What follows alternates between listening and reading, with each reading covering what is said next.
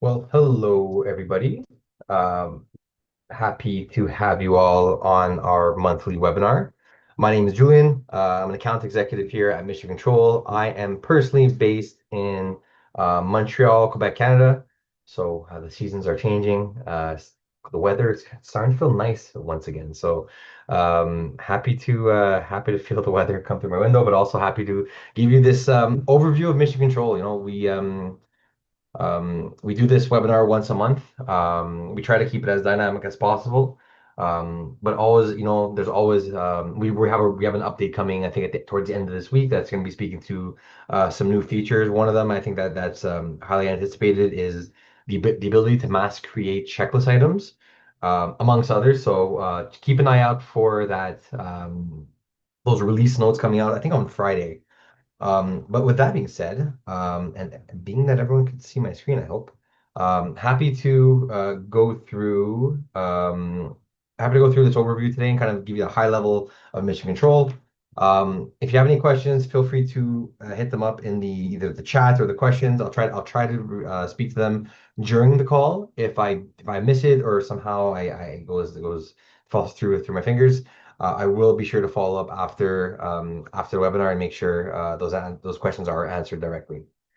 So in terms of what we'll be seeing today and kind of the high levels of why people choose Mission Control, number one is that we are native to Salesforce. Being that we are native to Salesforce, think of us as a layer of project management in your current environment, your current Salesforce environment. We are a series of custom objects that live in your environment, where every data point, every record you'll be seeing today can be reported on within native Salesforce reporting. So the same core benefits of why anybody would use Salesforce in terms of the modularity, flexibility, the ease of use, and like how personalized you can make it. Same reason, same functionality is why someone might want to use Mission Control, which is also native to their Salesforce environment. Everything works out of the box, meaning we give you the full solution. We're not trying to upsell you on features over time. We have three major releases a year. As I said, one of them is coming out Friday, I believe. Um, where we're fairly robust solution. If there are things that aren't of interest for phase one, kind of let's say getting started out of the box, maybe don't use them, hide them. We're fairly easy to kind of configure interfaces. Let's say a certain feature or functionality might not be of interest day one, but it might be of interest day 60. Keep in mind that all the data points, all the record, the engine is still there. So let's say revenue recognition today is important, but 3 months down the line it is. You have an engine ready to run when you need it. It's a quick and easy implementation, meaning um, we we're a managed package on the App Exchange. By clicking Get It Now, you get the full solution. We don't safeguard anything from the App Exchange. So if you want to get a full hands-on experience in Mission Control, go onto our App Exchange and click Get It Now, download it into production or your sandbox, and then follow some of our easy to access onboarding collateral like our quick start guide or user guide, which really show you a linear step-by-step flow on how to get started with Mission Control, which speaks to our amazing collateral we have online. So we do have knowledge-based articles, I think just under 700. We have amazing videos, a huge amount of videos. We have a learning portal where you actually become Mission Control certified to different degrees. And we have monthly webinars like you see right now. We have some campfires from our success team as well. So really many ways you could really kind of learn at your own pace from collateral we have created. And if that's not enough, we do have an amazing success team and support team based all over the world. So San Francisco, Australia is where our headquarters is, and most of my success team is in the US. So as close as possible to 24-hour support we do have. In terms of NPS scoring, G2 ratings, we do fare a little bit higher in terms of our rivals. In terms of even like getting started, most of our customers are live within the first 30 days. Now, if you ask my success team, they would tell me, Julian, tell them it's a 45 to 90 day phase one complete, which yes, that's very fair and still fairly quick to get live. But realistically, what we see on our side is within the first month, you're up and running and you're ready to go. Happy to, so even in terms of, let's say, hypothetically, this was, let's say, a sales call, and you're like, at the end of the call, you were to tell me, hey, Julian, I want to move forward. What is the next step? The next step would be for me to introduce you to my success team or my service team, and basically identify what are the expectations of onboarding, what are the realities, how can we support you as much as you need or as little as you need. We're very flexible on that front. There's no PS requirement. We want to make sure you are getting the enough support, the amount of support needed for you to be successful on the platform. So in terms of features and functionalities, I'm not going to go through everything here today. I'm not trying to, I'd love to, but I'm not going to go through everything here today because um, I'd rather go through a little bit more of a linear story talking about when a project gets created, how you create a project from an automation, kind of what are the bells and whistles that come with a project, how to interact with that project, different views from the project. Then we be able to staff it, review what we've staffed, log some time to it, and even see some collaboration tools, how you could express what's happening inside your mission control outward without necessarily even needing extra licenses. But if there is anything here that goes above and beyond, or anything that you're really hoping for me to get to, please let me know. More than happy to kind of focus in on what could be really helpful to for yourself, or feel free to reach out after. I'm always around. This is kind of what I do. So so let me know how we can be of assistance. So, brief history on Mission Control. We've been on the App Exchange for just under 15 years. So, our CEO and our CTO are the founders, meaning no part of our solution was ever acquired. There's a lot of continuity within the interfaces. It's fairly easy to get up and running. We are the first users of our solution. So, we use our solution to run our full business from product development, from our PS team, onboarding employees, offboarding employees, control processes. Everything is done in mission control. We even have this thing called the meeting manager, where not really even a project management tool, but we're able to kind of, let's say, log all your meeting notes, create actions, associate them to projects directly from this internal tool we created. I won't necessarily be showing that because that's just me just feature dumping. But there's a lot to unpackage here, and I'm more than happy to do so if anything really kind of is of interest. In terms of who uses us, because I got some familiar logos. We do work with a slew of industry leaders. There's some other ones I'd love to share, but NDA says I can't. But we do work with a lot of industry leaders. I'm more than happy to share some case studies. We have a slew of case studies online in terms of how we help different companies in different verticals benefit from automating your professional service processes. So with that being said, let me stop sharing here. Oh, let me get out of here and into here. So this is mission control. It might look familiar because this is Salesforce. Like I said earlier, there's no separation between mission control and your environment. Like by signing into Salesforce, you have access to all the mission control objects. And we seamlessly interact with, let's say, with all the mission control features. Like, look, if you look on the top side here, you see dashboards, home, accounts, contacts, opportunities, leads. And then you start to see some mission control objects like projects, timesheet, scheduler, Gantt chart, and all this fun stuff down here. Like I mentioned earlier, like phase one, this might seem like a lot, but realistically, no one's gonna have access to all of these features. Where in reality, the reality of an individual user will look a little bit closer to this, where we're just maybe focusing on projects, actions, dashboards, Kanban, and Gantt chart might be a little bit more realistic to this situation.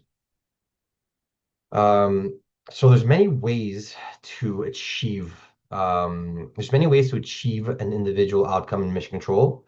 So I'm going to be creating a project. I don't necessarily, so typically what I could do is, what I'm going to show you is a project being created from like an intake or an automation, but you could always just create a project on the go, ad hoc, however you need it, and it doesn't need to be associated to anything.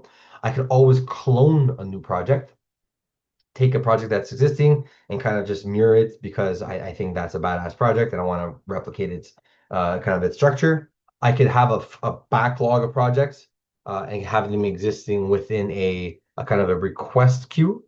But what I will be doing today is I will be creating an opportunity, a standard Salesforce opportunity, nothing really special on that front. So this is going to be that's just a webinar demo project. Where's it? Opy.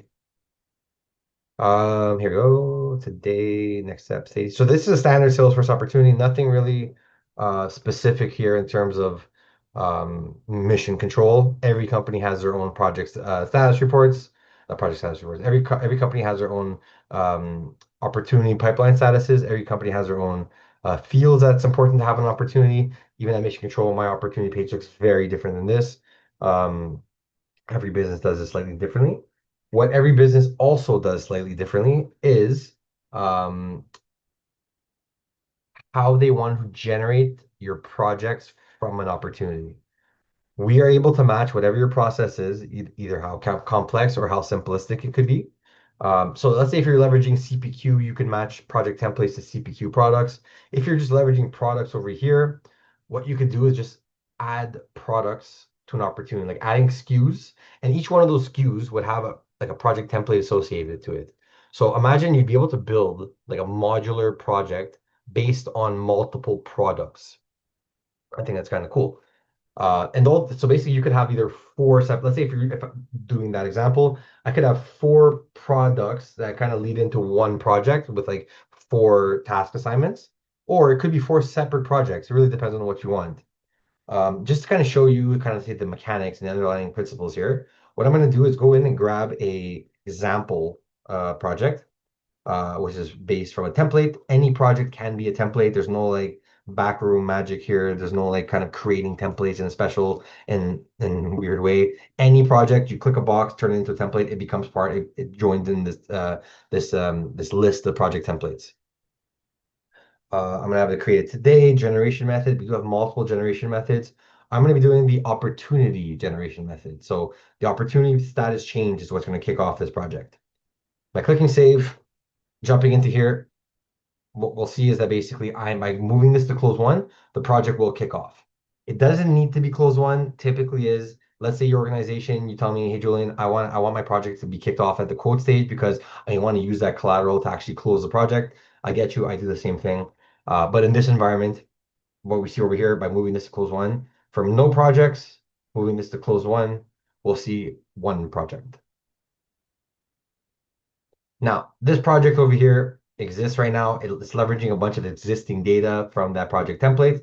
So project templates could be as granular and detailed as you'd like, or as high level and bucket like. It doesn't need to be one or the other. It could be both. You could have like let's say these buckets of hours along with like a highly detailed work breakdown structure. Um, Projects could also be let's say agile. You could have let's say we do have let's say sprint planning boards where you could have let's say a project a template could be nothing but like a backlog and then a backlog of stories and then you basically go in and you could be moving the stories into sprints and basically assigning them to individual users. We do have a lot of these frameworks here. I'm going to be doing a little bit more of a waterfall approach today, but keep in mind if anybody's interested in anything else, I'm more than happy to kind of show them how other companies or companies like yourself might be using this.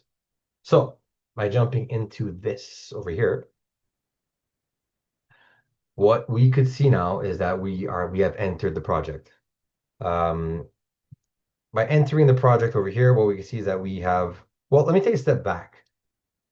A project, what we allow for in Mission Control is a 7-layer project structure. The highest level is um, portfolio management. Under portfolio, we allow for programs. Those two levels are very similar, just kind of one's above the other. Under a program is a project like you see over here. Under a project, we could have phases. Under a phase, we could have a milestone. Under a milestone, we could have actions. And under actions, we could even have checklist items. Now, you don't need to use every one of these levels, these layers, but they are there for you to use.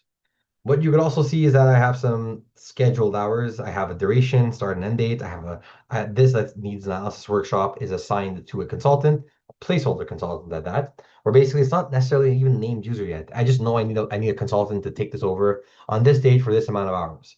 So that's I'm gonna play in, you'll see into a bit where how we can staff that more appropriately. But now that I'm looking at the project, I see that there's a hierarchy. I see that there's date ranges. I see there's scheduled hours. I'm curious, like what does this look like on a timeline? Like, so that's why we have a Gantt chart. So we have different ways to interact with this project. We have Gantt chart, Kanban boards, list views. There's multiple ways to really interact with the project, and it is truly one. So any action taken on, let's say, a Gantt chart will affect the Kanban board, will affect the overview. Really is one solution to rule them all. Um, so to speak to the hierarchy that we allow for here, we have our project, like you see over here. Below our project, we could have phases. Under our phases, we could have milestones. Under those milestones, we could have actions. Then under those actions, we can have those pesky checklist items. Now, going a little bit closer into this, what we see is that basically within our critical path, we have these dependencies. So if I open these up, I can see what the basic, I could also see baselines. So what these dependencies do is kind of maintain a critical path. So let's say between internal testing and client testing, I do have 3 days. So let's just say this functional configuration gets pushed out X amount of days. This will maintain a 3 day lag, a 3 day lead between each other. So let's say moving this out to the September 2nd, everything else will get pushed out in accordance, and we do maintain that critical path, but we do have visibility on the delta between baseline and actuals. Again, these are all data points that can be reported on. So let's say if you, in a hypothetical world, you're looking to have visibility on why are all my tier two projects delayed, and kind of, let's say you would be able to identify which which action level has the highest amount of delays, who had the highest amount of delays. Many different ways you can slice and dice this data to benefit your own internal research. Um, so along with having this Gantt chart at your fingertips, you could also import it. You could also export it in multiple ways. CSV, PNG, PDF. You could export it via uh,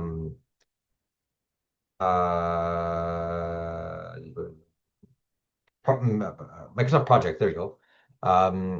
But then there's also different ways to interact with this. So let's say if I'm more of a Kanban type of person, what I'm going to do is jump into this whiteboard.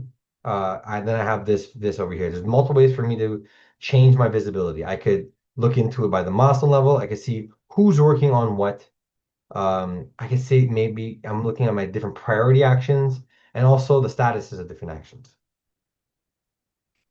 Um, Within a project, we could always maintain billing. Basically, so mission control isn't a general ledger or a accounting system, but we do create a lot of financial information. So let's just show you over here. We have no billing event created, but within this project could be, we could match any type of project billing structure. So you do fixed price, time and materials, milestone, deposit, retainer, pretty much covers any type of billing needed. We've just launched a billing wizard where you kind of create ad hoc billing events as needed. But if you see at this project, I have a milestone that's a signature. So when I get the signature, I get to charge them $5,000. So by jumping into this, I'm going to complete this action. By completing this action, what's going to happen is I have a billing event that gets created. This billing event will populate within my billing section within the project. Now, how you choose to leverage that information, really up to you. If you want to actually notify accounting, so basically they could manually create the bill, that's fine as well. Invoice, that's fine as well. If you want to push this to your accounting system, that's fine as well. Mission Control leverages the Salesforce API. So as you push and pull from any other object, you could do the same thing within Mission Control. Um, there's no wrong answer, and there's a million right answers here. So with this billing event, you're able to kind of identify that you do need to invoice $5,000 because that an event has happened that we've identified requires billing. What we could also see here is that, let's say within a project we have risks and issues. I want to jump into a project that I created a while ago that does have more evolved risks and issues. So risks, the language we use here, risks are things that can happen. Issues are things that are happening. So within this view, what we see is that basically I have delays, delayed data issue, delay two. And what we've also done, we've qualified these risks. So we say this is strategic and commercial, impact rating high, probability medium, proximity medium. I could also associate it to give it an owner. I could associate it to a milestone or action. So you do have that like that linkage of where that risk might take action. If it does take action, if that risk goes from risk to issue, you are able to create or graduate that promote that risk to an issue directly from the project over here. So this would now be live in the issue log, where let's say executives on your team might want to have visibility into those risks, those issues that were once risks. Going back into my project over here, what we can see is we have visibility on, we have expenses. You're able to log expenses, have them tied into purchase orders. There's no wrong way around this. You could have a material good cost at the action level. Really, there's multiple ways we could incorporate expenses into a project. What we also have visibility on is our action pad. This is where individual contributors might want to live in, where you have visibility on what's complete, incomplete, what's overdue, the hours scheduled, completed, remaining, and then also a kind of a chronological list of what we have coming up. We are able to log your time directly here. You're able to add notes. This is a highly functional page for individual contributors. Now, jumping back into, well, actually, before I jump back into the project and start staffing the project, I wanted to share that there's multiple ways for us to collaborate on a project like this. One of the big favorites is our status report. So within the status report, we are going to see there's different metrics here that really gives me visibility in terms of like the project success. Everything obviously here could be white labeled for your organization. By scrolling down, we have visibility on the project health check, along with dates, metrics, and rating. So this itself, I've created this manually within my organization, but Mission Control does have an Agentforce app on the App Exchange. Now, this Agentforce app on the App Exchange has three main functionalities that really revolve around lessons learned, risk management, and project health checks. So what I'm able to do in Agentforce is prompt the agent, please create me a health check for this date range for this project. It will give me all this content inside generated by AI within the snap of a thumb, compared to, let's say, something that might take me 10, 20 minutes, 30 minutes.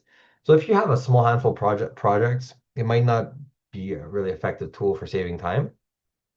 If you have a few hundred projects or even like 50 and above, this could save someone a full day's work just kind of, let's say, clicking into and generating these health checks through AI. Again, you could do this manually, but there's also an AI element that we could add in. Our project summaries has visibility into the completion, task completion, issues at time logs, and all this fun stuff. So what we can see here is that basically we have a kind of, let's say, a fully transparent project. If you were looking to share this with a if you were looking to share this with with your internal team, you might want to have full transparency. If you're looking to share this externally, you might want to kind of hide some. So we do have functionality that you could hide the name, maybe just put the role, or you hide it within its completion, or even hide like certain like hierarchies. So you might want to only show customization rather than all the actions under it. You could also inject a Gantt chart into this page along with something else. Oh, and the time logs as well. Above and beyond that, what we also have in terms of customer collaboration is these read-only links. So a read-only link is basically a unique URL that you could identify what you want to include with it. So you can see we have overview on the project, overview tab, Gantt chart, Gantt chart. There's a few tabs that we are able to express within this read-only link. You can see I've only clicked into Gantt chart and risks. By opening this up, I will now see into my read-only link. So this could be shared with customers at no cost, and basically have a dynamic timeline of your projects, that could be shared and where they cannot edit or change these timelines. So this is a great tool that could be really kind of, let's say, kind of close, tighten up that feedback loop between you and your customer and give them real-time access to a project's timeline. So jumping back into the actual project over here, something I wanted to share here was how do we staff a project? There are multiple ways for us to go about this. The ways I'd like to show this right now is, so let's say on the ground level, what I'd like to do is, let's say we have something called the resource assignment wizard. This is a one-for-one. If I'm looking to leverage skills, certifications, teams, and identify who is the best fit for a role, I would be able to set up those filters as seen over here, and be able to act accordingly. So let's say I'm looking for just straight up a consultant. I can search into my bench and see what are the availabilities of consultants within different date ranges. Right now, I can see that, let's say, Alana, Bethany, and Colin do not have the same amount of hours on each one of these weeks. Colin is working 500 hours a week, just like in real life, because Colin is our CEO. But let's say I want to give Bethany these hours because it does seem a lot more aligned with her availabilities. You could just drag and drop Bethany over here. She assumes those 4 hours. And then what you're also able to do is take Alana or whoever you want, you can add them as contributors. So you'd be able to add as many contributors as you like to a project. Contributors are not, they don't need to take hours. They can if you want. So let's say if I add Alana and let's say Theo. What I can do here is let's say give Theo 1 hour, Alana 1 hour, and you see that 4 hours now became two. And by saving this, basically now they've all assumed those hours and they are on the project. Well, there are a series of notifications and automations we could set up. Basically, like if every time you're assigned to a project, you can get a notification. If a dependent action has been completed and now it's like your turn's up, that can be notified. There's a whole engine of notifications in Mission Control. You could have it be as in your face or as in the shadows as you need it to be. Really kind of that's the beauty of personalizing this experience for people internal to your organization and external as well. So let's say if this manual kind of say filtering is in your cup of tea, what we also have is an auto assignment wizard. This auto assignment wizard is an amazing solution. It's not AI. It's something that's existed way before it. It's a way for us to use different levers and identify um, who is a good fit for the role based on percentage fits of different levers. So let's say capacity, skills, proficiency, whatever. There's teams. There's different levers we could kind of say like identify, and it does give a percentage match fit. So when this is our what's it called our mascot named Cosmo, which we see Cosmos over here, but also going to space in the screen. Once Cosmo is done going to space over here, we can see that we have our percentage match found on the right hand side. So what I could do is essentially manually choose who I want to take on this project. And from that, basically a full project will be staffed. So we're looking at the auto assignment engine by me manually clicking into it and it's doing its automation. But this whole process could be, let's say when I did the automation from opportunity to project, this could be included within that automation. Like this could all be done in one click. It's fun to maybe for me to show you kind of the engines, the mechanics, how you can set it up. But these are all tools that could be automated at different points in time, depending on different workflows, different type of projects, whatever it is. So happy to expand on this if this might be something of interest for an individual user. Um, Jumping out of here, along with this, there's also the idea of um, project resource requests. So let's say if I go into my resource planner, what was resource planner? If I go into my resource planner over here, what we can see is that I can have a backlog of resource requests. And then it's up to us to identify who might be the best fit for an individual role. So going into my resource request backlog right here, um, jumping into this, what we see is I have a backlog of one resource request. if I want to go take an eye look into the resource request, I can see that, hey, between June 18th and July 29th, I need to staff someone with certain skills, part of your team, however it is, you can further qualify it. Say, I need someone 40 hours non-billable, or I need, let's say, a percentage of billable, whatever it is. Set that up and basically search through your bench, see who might be the best fit. So by viewing this over here, I would be able to say, hey, look, I want to compare Alana and Jason. By doing those, I can compare, get rid of the rest, and then from here, I can make an informed decision on who might be the best fit for the role. By clicking select, it would kind of make them assume the role similarly to how I did on the last processes, but directly from a page like this. Now the question is kind of, let's say, where above and beyond at the project level, we're staffing these we're staffing these individuals, and how do they what are their full calendar look like type thing. So this is where we have something called the scheduler. The scheduler is interesting. It's like the mix of a Gantt chart meets a resource planner. And it could be used as a bird's eye view looking down, great way to understand capacity in coming months, or even a workshop functionality where you could like drag and drop actions between different individuals. Let's say if I want to just understand my total hours here, um, just by clicking into this, I can see, let's say on Bethany on the week of the 31st, she's 51 hours in her on her pipeline. So she's working on the two flows and a bit of support. And you can also see what else she's working on different days. It's a great way to kind of, let's say, look into your bench and understand who's working on what. So if someone's in the red, obviously maybe you should look into it. If someone's in the green, they probably need more time. If someone's in the yellow, it's probably they're rounding into their sweet spot. You could always change what the red, the green, the yellows are by individual, by group, by team, whatever it is. So now going back into the action view, let's say I want to set up a filter here, and that's really why this page is powerful because I can slice and dice my bench as I need to. So let's say I want to go look into my team of developers. Oop.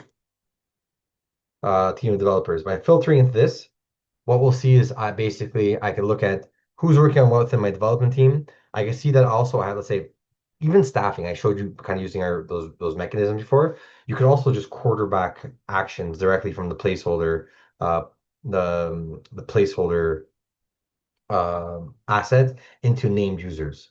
So let's say going down over here, um, I want to give this communication, let's say a trading partner. I want to give it to Jordy. Just by dragging and dropping, it will now go on her calendar and it has affected her utilization. Even let's say Comcast over here, if I want to put this on her as well, you can see basically everything really kind of taking effect on each other. I can move things around, maybe drag it over here, and even I could create actions directly from this page. What we're seeing right now is, I think, 6 weeks. It could also be this view could go up to 52 weeks. It might be a bit congested, but we could also look at it with a monthly, weekly, daily, and hourly view. So let's say we're kind of like having those bird's eye view of projects. You might want to also like look into what's a Gantt chart do. So that, like we have Gantt charts at the project level, but we also have it at the company wide level as well. Think of this as a Gantt of Gantts. Um, think of this as a bit of a Gantt of Gantz where you have full visibility into all your projects and basically you are able to kind of say filter similarly to how you saw in the scheduler the projects that are important by whatever type of filter you imagine is important. And you could even have them saved as presets. So you can one click into them whenever you need. Something that we allow for that I know isn't common within native PM solutions on Salesforce is inter-project dependency. So let's say I have a project I have a milestone over here. I found a separate project over here where I connected those projects via a dependency. Let's say I want to create more of a lag between them, like a 5-day lag. Save that, gets pushed out. Now let's say this gets pushed out. Now these two projects are intimately connected because I built out a dependency. A great way to another great way for us to interact with the project, really from a bird's eye view, is from a global Kanban. So let's say again, you could set up any type of filter if I want to see a team with developers or cross filter, whatever it is. I could set up any level of filter that's important for me. Then I'd be able to look into the statuses of certain actions, what planned, what's in progress, what's submitted, what's on hold. If I want to see from my developers what's on hold, and I have a weekly stand up with my developer team, and I could go through each one of these guys. Why are these six things on hold? And you could kind of, let's say, jump into them, right, chatter directly within these. Great way. It's a great interactive page, and keep in mind everything here can be moved around as would on a Kanban board. So now that we've kind of, let's say, had bird's eye view, there's multiple ways for us to kind of have visibility into different project features, like, or let's say reporting like role utilization charts or resource planner, really understanding the forecast capacity within different groups, different individuals, different teams. Um, but something I think that's core to kind of our solution above and beyond project management and resource management is time. So going back into webinar demo API. I'm going to go back into the webinar, the project I created earlier, and I want to show you how we could log time. There's multiple ways for us to log time in the system, some more eloquent than others. So let's say if I go to this needs analysis workshop, I could just click this time button over here where it's going to open up. I could force notes, so work on XYZ, qualify the time log. I could say, hey, look, I did 4 hours and log the time directly here. What I could also do is leverage our global action button, which follows me throughout Salesforce. No matter where I am, I'm always able to log time directly through this global action button. We also have a stopwatch functionality if you want to kind of start an action, work on it, then when you're done, you just kind of click that button. But as much as we like these eloquent and easy ways to log time, realistically, everyone's just going to log time using a timesheet. So what we can see over here is that basically we have these grayed out numbers. These are the numbers that have been assigned to me through my timesheet. So I don't need to go in and grab them, insert them every week. They're always going to be there. I could have evergreen internal projects like admin, training, travel, whatever it is. I can log my time directly there. And basically, let's say if this is 3 hours over here, I could just put three, double click into it because I force notes. You don't have to force notes, but essentially it's good practice. Worked on ZXY, save it. Now that those hours have now been pushed to my total, where I could even have approvals and whatnot from that level. There's mission control is a very deep solution. It could be whatever you need it to be. It could be as simple and direct. Let's say if you think our Gantt chart is really cool and you just want to have kind of, let's say, the Gantt chart functionality, you can kind of inject the Gantt chart into certain other objects of yours and really just leverage that. We're very flexible on how you could get the most power and how it can benefit your organization the most. And that's what we're here for. We want you to use us, and we're not a stickler in terms of how you use us because our solution is very flexible. We want your team to kind of get your hands on with it as much as possible. Um, but and to do that, what I would really suggest is having fun and getting familiar with the solution and even the support behind the solution. So if you go on aprika.com/support, what you'll find is we have a near endless amount of training videos really focused on kind of getting started. Also, really kind of standard project management processes that we could help support you through the full cycle. If that's not enough, we also have our knowledge base articles. So just under 700 articles that exist in this base. So let's say I was showing you the Gantt chart earlier, and let's say it's 2 a.m. on a Tuesday, and you're playing around and you're curious about what a button is, but don't want to break anything on your side. Every feature in Mission Control has art documentation as deep as this. So feel free to explore all of this, really have fun with it, get to know the most of it. We do have a user guide, pretty straight linear approach to getting started. We have a quick start guide, which is, let's say if you were to tell me, hey, Julian, I want to start this by myself and I think I can onboard myself, I would send this to you because basically this is a great way for you to get started as quick and easy as possible. By following this document, it's really going to set you up for success. If that's not enough, we always have support@aprika.com. Feel free to reach out to our success team.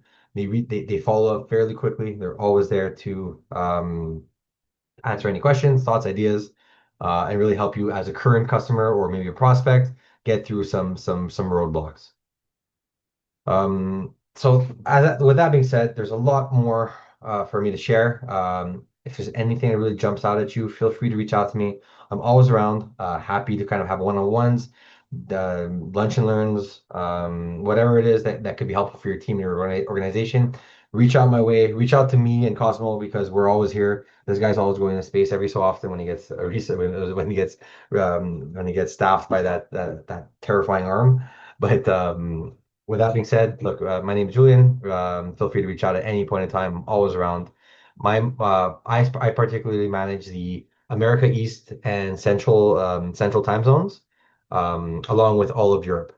If there's anybody, if we do have other members of our team covering the other time zones and other markets, so feel free to reach out to myself, Colin, Josh, Lexi. We're always around, happy to answer your questions and support you through your project management process. So with that being said, have a great day, great evening, and see you guys around. Bye.